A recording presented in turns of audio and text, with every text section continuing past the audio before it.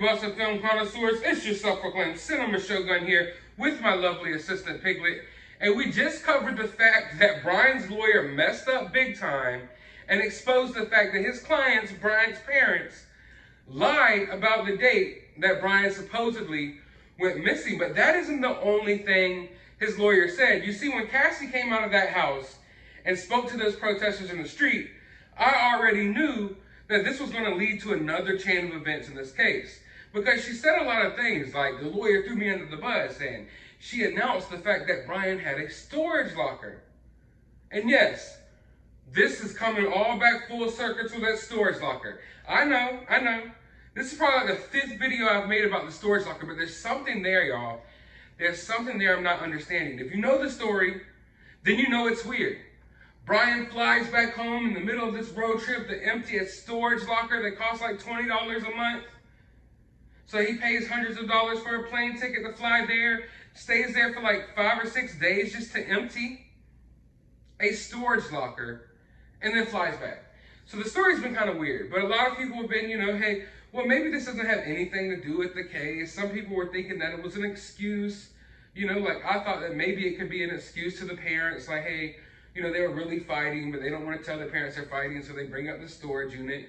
Then some people think it was Brian's way of controlling Gabby, that they got in an argument, so he went down there to get in possession of her things in her storage unit. There's all types of different theories, but for the most part, a lot of people thought that maybe it just doesn't have anything really to do with this case. Maybe it's nothing really that important at all. But you see, Piglet sniffed it out, okay? She's not stupid. She knows when something is going wrong. She knows when something is up. Just look at this face. You knew, ain't it, girl?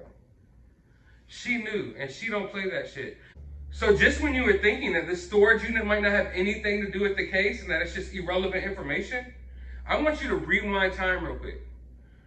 Rewind time back when Brian's lawyer was asked about the storage unit and he said no comment. Now, if you've been paying attention to this case, which I know most of you have, what do we know about no comments? We know that no comments are basically admission of guilt when it comes to this lawyer. This lawyer is always asked a lot of questions and he answers them freely, all willy-nilly. And then when they ask him something about the case, oh, no comment. And then a couple of days later, once more information comes out, then he has some comments. He did it with the phone. He did it with the trip. He's done it so many times. And every time he hit us with the no comment, it meant that it was something that was going on in that investigation. So when he was asked about, did Brian and his mom buy a new phone? It was no comment. 3 days later, information comes out that they bought a phone. Now he's like, oh yeah, we knew that she bought a phone on the 14th. Now they changed that date to the 4th. But anyway, that's neither here nor there. The point is, no comment is a big deal in this case. So when he was asked about the storage unit, he said no comment.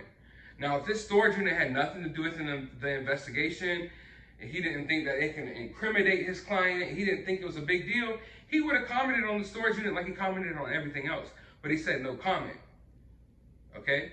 And not just no comment. Now that Brian's sister came out and was like, hey, there's a storage locker, and yeah, he flew back to empty the storage locker. Now, and only now, has Brian's lawyer been forced to step forward and admit there is a storage locker and that Brian flew back to empty that storage locker. So I want y'all to understand what this means. This means that this wasn't just an excuse by Brian. This wasn't just like, oh, I flew back home, I told my parents this, I told my parents that. No, this is his official story to his lawyer, okay?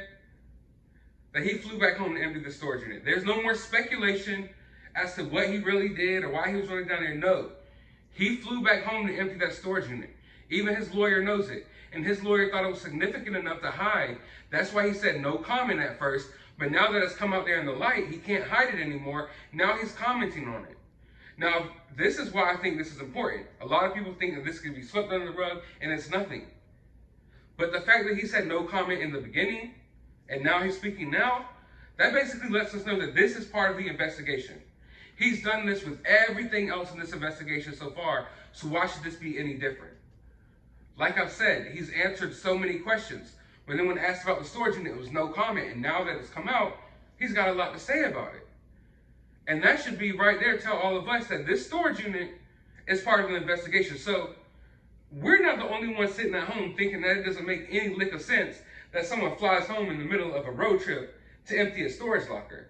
Obviously, the cops and the FBI do as well, because I think this is 100% proof that this is part of the investigation.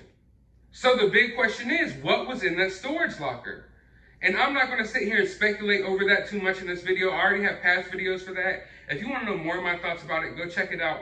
But at the very least, we now know that it has been officially confirmed by not only Brian's sister, but by Brian's lawyer himself that this trip did in fact happen. So all of us that were wondering if we should put it on our Brian timelines, it's there. And I'll even go one step further and say that I think this is 100% proof that this is part of the investigation, which is why he denied it or refused to answer questions about it at first. And now he's opening up about it a little bit more because now he knows, the world knows that this trip took place.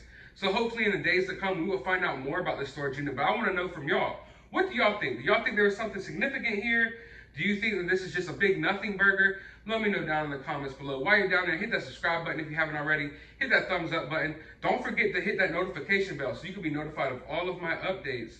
And also, go to the description of this video. I have a link to my other channel over there. And I see a lot of y'all been asking, this is my assistant Piglet. Growing up, one of my nicknames was Pooh. So it only felt right that I named my sidekick Piglet. So this is Piglet, she's my girl. And then the other dog that you see on here is Yamcha, and he's the boy. So I know a lot of y'all been asking their names and their genders and stuff. This is my little girl Pig. She's a sweet girl. She's the girl of the house, the head B-I-T-C-H in charge. And then I got a boy as well named Yamcha. So I just wanted to let y'all guys know that, because I see that question asked a lot. But anyways, find some time out of your day to go watch a movie.